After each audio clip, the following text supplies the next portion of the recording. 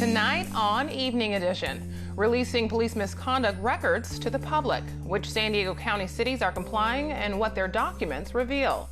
Plus, a new United Nations report delivers bad news about the state of our environment, what's causing the decline. And college kids compete to come up with solutions to make the world a better place. KPBS Evening Edition starts right now.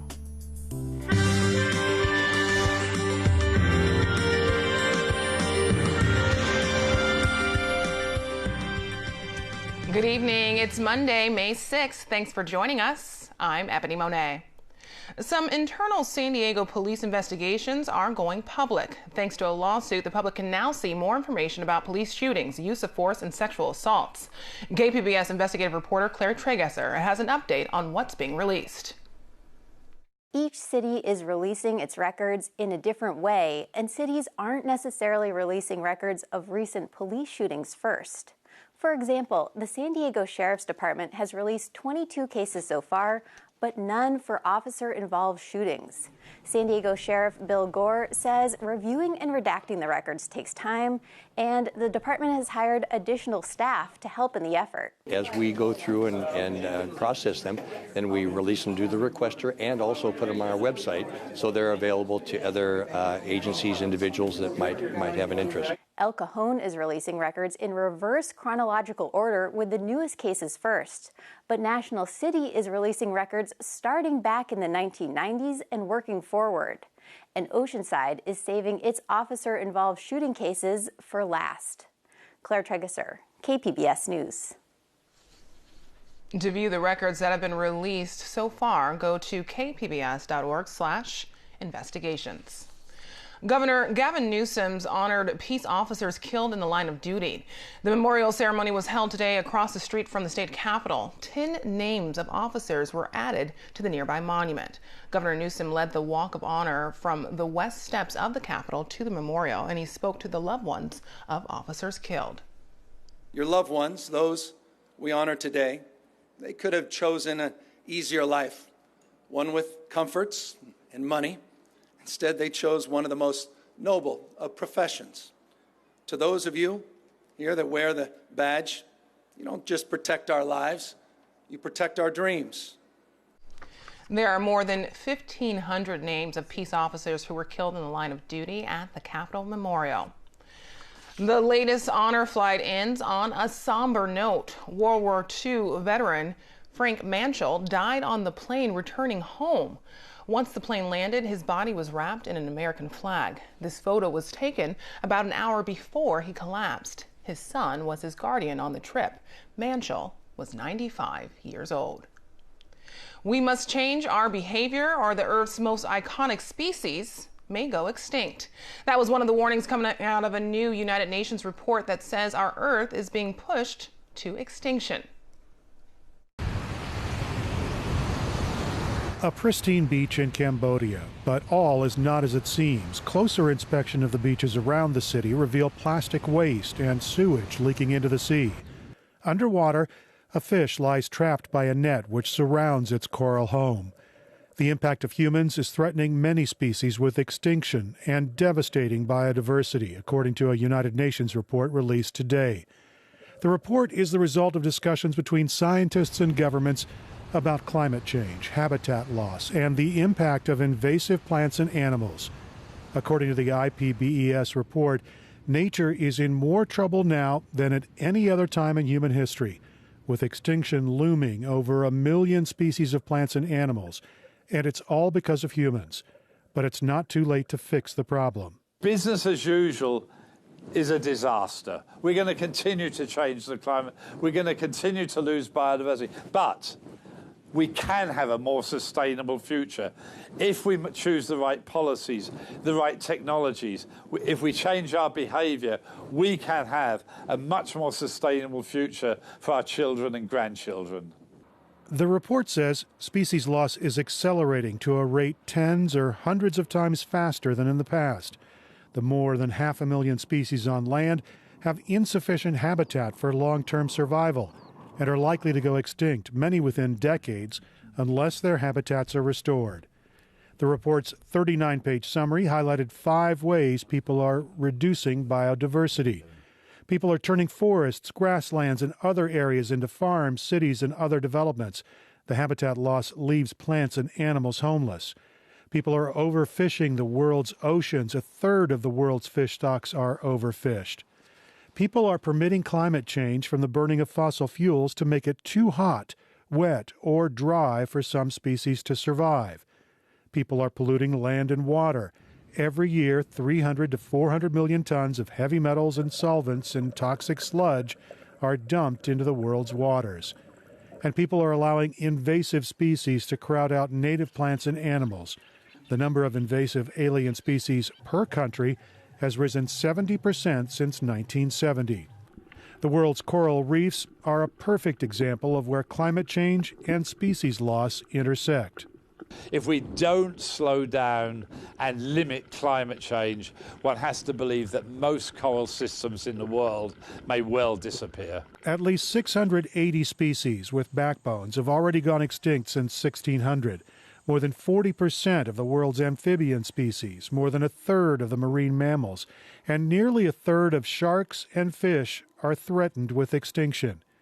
Many of the worst effects can be prevented by changing the way we grow food, produce energy, deal with climate change, and dispose of waste, according to the report.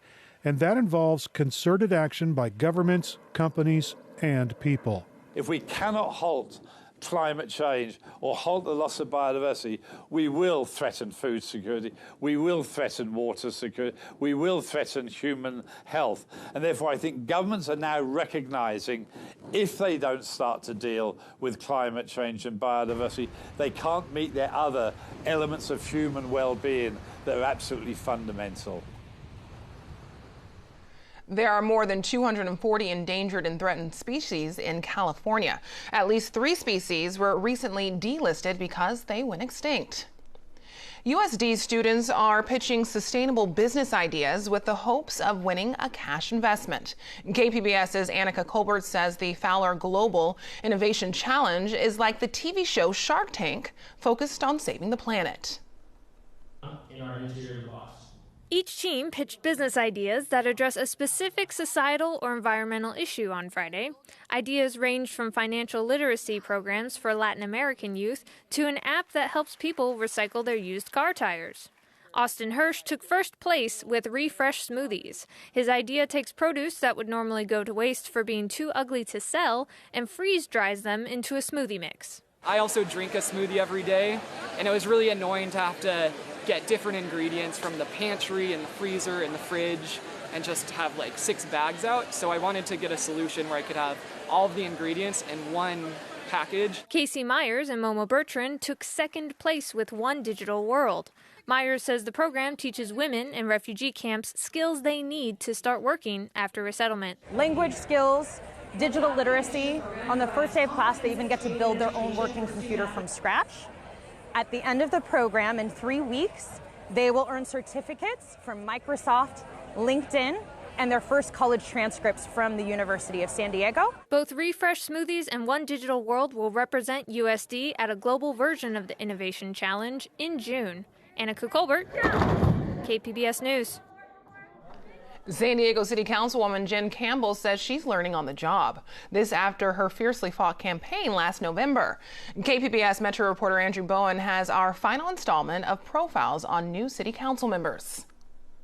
Thanks, everybody, and thank you for coming out. This is fantastic. You guys are great. It's Saturday morning, and Jen Campbell is giving a pep talk to volunteers at a trash pickup along Rose Creek. Events like this are so close to my heart. We live in one of the most beautiful places on earth. We have to keep it beautiful. As the volunteers make their way up Rose Creek, Campbell alternates between picking up trash and chatting with constituents. I've done it several times, and I can't tell you how many hundreds of cigarette butts. My goal is to pick up 1 million cigarette butts off the beaches and bays. But actually, it's just, to help keep the environment clean. And when we all get in there and do it together, it makes a tremendous difference. Campbell's election last November was kind of a big deal. She unseated an incumbent, which hadn't been done in decades, and her victory gave Democrats a 6-3 majority on the city council, enough to override any vetoes by Republican Mayor Kevin Faulconer. Here, of course, is President Obama. You can tell from her office decor politics is in her blood. Former Obama strategist David Axelrod is her cousin. So when I decided to run, I called David and said, I'm really thinking about running for office. And he calls me Dr. Shorty. He said, yeah, you're going to run for office. He's a foot taller than I am. Campbell says she thinks the new council will govern with more compassion. But I think people will see that the Democrats are not always united. And I think they'll see that the council most of the time is united, even with the Republicans on our side. And we all work together very well, I think. Is that part of the area? Campbell has lived in San Diego for 15 years. Before that, she practiced family medicine and acupuncture in Pittsburgh. She says she ran for council after frustration with the response to the hepatitis A outbreak. Now she says her priorities are environmental protection, homelessness, and housing. The need is great. The need is great. We need thousands of new housing units. We need to smooth the way. There's several things in the works that'll help make it easier for builders to build more and for people to be able to afford them. At the same time, Campbell has opposed plans and policies to allow more homes to be built. She voted against a plan to add denser and taller housing near a future trolley station, and she was the only vote against eliminating parking requirements for new apartment and condo buildings near public transit stops. She says transit has to get better first. And I don't think people ever give up their cars entirely because, they may want to take a weekend trip in their car. They may want to go to Costco and load up with a month's worth of stuff. And it's kind of hard to haul all that on a trolley. On improving public transit, Campbell says she'd like to see more trolley lines like the extension of the Blue Line that will serve her district. But that project cost more than $2 billion and took decades to get built. I ask her whether she would support quicker and cheaper improvements like bus-only lanes on her district's main thoroughfares. I think Grant and Garnett are already too crowded. I don't think we could take away any lanes there unless you took away maybe a parking lane. And I think express buses probably only are needed during rush hours. Although some of my constituents complain they don't have enough buses on weekends. So I'm not sure what the answer is. But I'm here, so I'm so excited. The transition from doctor to city councilwoman has been fun, Campbell says, though she admits she's had a steep learning curve. She says her approach to leadership is not heavy-handed. You have to lead by example, for one thing. You have to try to be thoughtful but decisive. And you have to be able to let other people who are competent do their jobs. Andrew Bowen, KPBS News. Campbell is one of 5 women on the San Diego City Council and one of 3 council members in the LGBT community.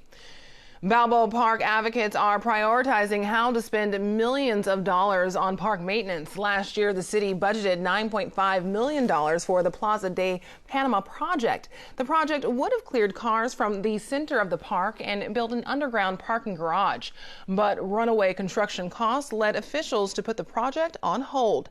Now, City Councilman Chris Ward wants the funds to be used for other maintenance needs, like new bathrooms. It's laughable, but it is embarrassing that for the crown jewel in America's finest city, we have a park full of public restrooms that are long past their useful life. On top of the bathroom repairs, Ward says many of the park's museums also need new roofs. He also wants to update the park's master plan to list every needed repair in one place. I'm William Brangham. Tonight on the NewsHour, how human activity leaves 1 million species at risk of extinction across the globe. Coming up at 7, right after Evening Edition on KPBS. Health agencies have reported a decline in teen cigarette use, but as WGBH reporter Stephanie Layden explains, they're getting hooked on another nicotine product.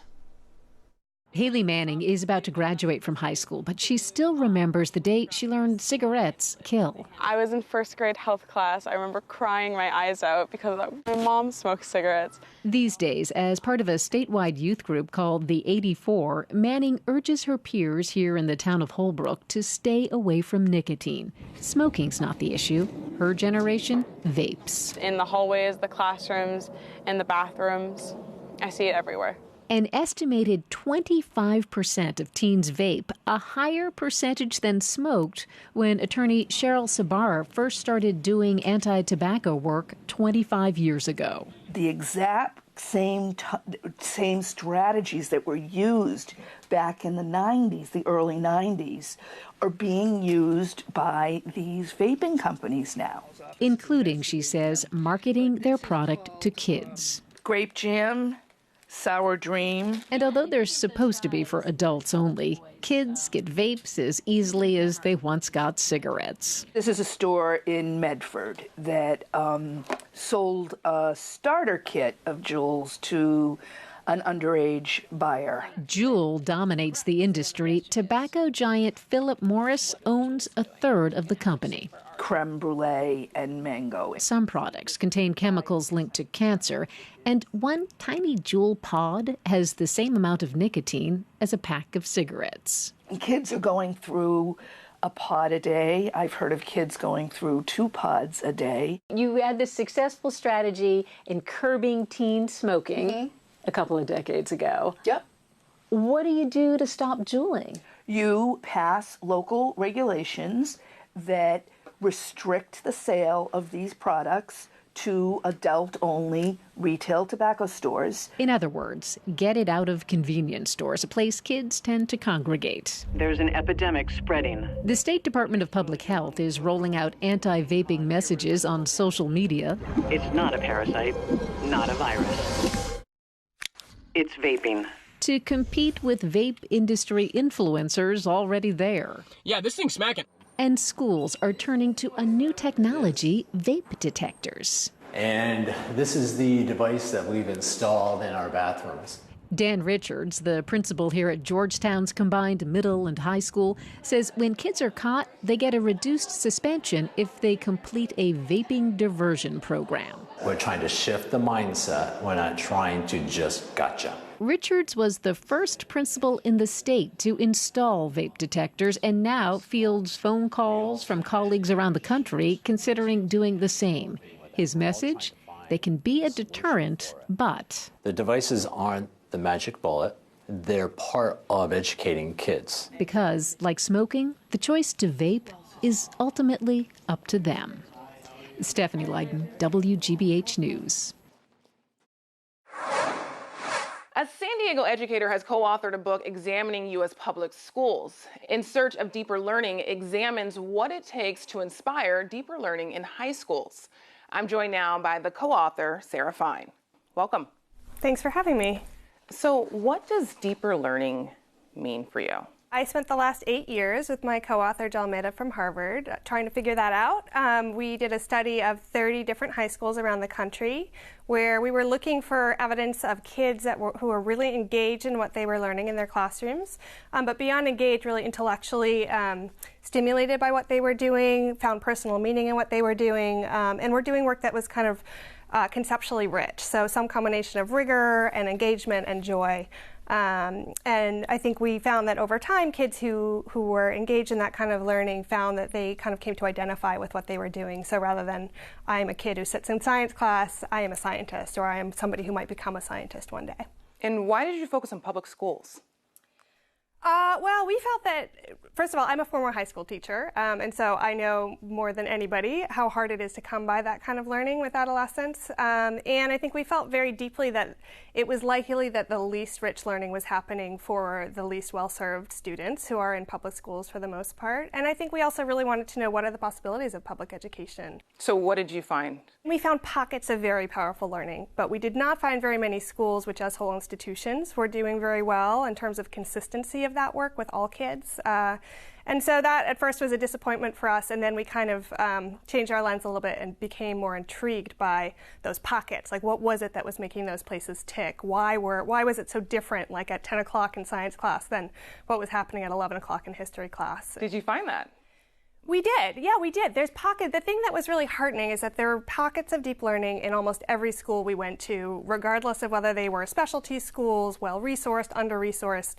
And it felt like there was something sort of qualitatively different about those spaces for kids, where teachers were seeing kids differently in the places where this was happening. So they were treating kids as agents who really could make some choices, who really were creative and capable of rich thinking. They were sort of breaking down boundaries between the school and the world beyond school, in some cases in really powerful ways where they're getting the kids out away from school, and in other cases where there was more constraint, they were bringing in outsiders, helping kids to understand why they were doing what they were doing.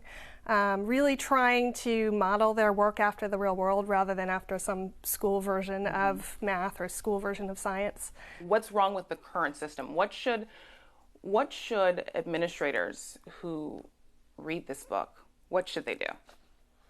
Our current system is based on a conception of what it means to learn that is about sort of filling kids' heads with stuff, right? Capital S. It's a very old tradition, sort of thinking about teaching as telling, and what it means to be proficient at something means to know something, capital K. And in this case, it often means to be able to do well on advanced placement exams or on SATs and or on state tests. And that whole conception of knowledge is misaligned with the way that our world is developing, right? Kids, it's not enough to know stuff. In fact, it's really not very relevant anymore to have memorized history from, the Crusades to the present. Although clearly some knowledge of history is useful as a foundation for other kinds of skills like analysis, but it's not the kind of hard knowledge that is going to help kids succeed in navigating the world we live in anymore. It's more about skills of analysis, synthesis, being able to take in a multiplicity of views and make sense of them and try to make some decisions about, okay, how do I make a choice based on these 17 dimensions? And so we need schools that are helping kids learn to do that rather than continuing to tell them stuff and ask them to spit it back on exams. When it's time to actually get accepted into college, is there going to be that gap? Is there a problem there? I think the biggest problem is those schools that are making those choices are having to figure out how they can also have their kids do well enough inside of the sort of world we live in that they can still get into college, that they still have some sort of criteria that certify them as ready. And that's really hard for those schools, right? Because then they're saying, well, our kids need to do well enough on the tests, but really we know that what kids need is not on those tests. So we're going to try to kind of play that game where we're cutting the middle. Think of what those schools could do and what other schools might be able to do if we could change the logic of how we're valuing kids and valuing what gets you into higher education. If we had assessments that were more about problem solving and critical thinking and less about regurgitating, you remember the formula for the math problem. Do you think as many kids would succeed with this format? I think more kids would. I have like a deep belief in the capacities of adolescents to do really powerful work. I think we as a system, we undervalue adolescents. They are incredibly capable. When given the right opportunity, they're so passionate. Think about the kids from Parkland and some of those who have joined that fight. They can do more than many adults can. They have like a sort of zealotry that a lot of adults let go of. And when they're engaged, they'll just hold on to it and go incredibly deep, but we don't often treat them that way in schools. More often we're saying, you need to, earn this credential, you need to memorize this thing, you need to take the pass to go to the bathroom, and, we sort of infantilize them and we micromanage them rather than really leaning into what they could do.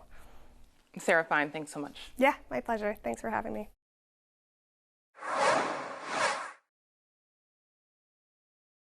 Well, I hope you enjoyed your day today. We are seeing some clouds, spotty showers. It's because of a low pressure system coming in right off of the Pacific.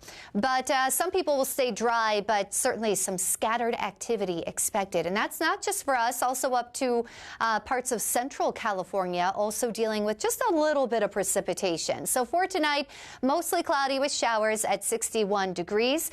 And that's going to be the case across the county, especially closer to the coast. coast. San Diego at 61, Chula Vista 59 degrees. It's going to stay dry in the deserts. Borrego Springs reaching 60 degrees. Now here is our futurecast. This is from 8 o'clock tonight through tomorrow morning, and you'll see that those showers will continue. Very spotty though. Ramona, Mount Laguna, you should expect to see some of those showers. Tomorrow it's going to be a cooler day, but it is going to be drying out as that system pushes out toward the east. So we'll have some sunshine by the afternoon, 63 degrees for the high in Ramona. El Cajon at 70 degrees and Oceanside reaching 67 for the high. Now toward the midweek, it's still going to be on the cooler side. We have a big trough here, a big dip in the jet stream that's allowing this cooler air to come diving on down from the north. Temperatures will be in the mid-60s along the coast through Thursday. On Friday, there's another chance of showers. It's going to be drier, though, by Saturday. Inland, expect to see sunshine and a few clouds around, especially in the morning. Temperatures will be in those mid to upper 60s. Chance of a shower again on Friday, but Saturday, we're up to 70 degrees with sunshine. And in the deserts, pretty pleasant here. Temperatures are going to be in the 80s much of the week, getting to the upper 70s by Saturday, and we'll be in the 50s, dipping down to the 40s on Friday in the mountains, getting pretty cool. And on Saturday, you should expect to see some spotty showers. For KPBS News, I'm Erin Calandra. Back to you. You can find tonight's stories on our website, kpbs.org/evening edition. Thanks for joining us. Have a great night.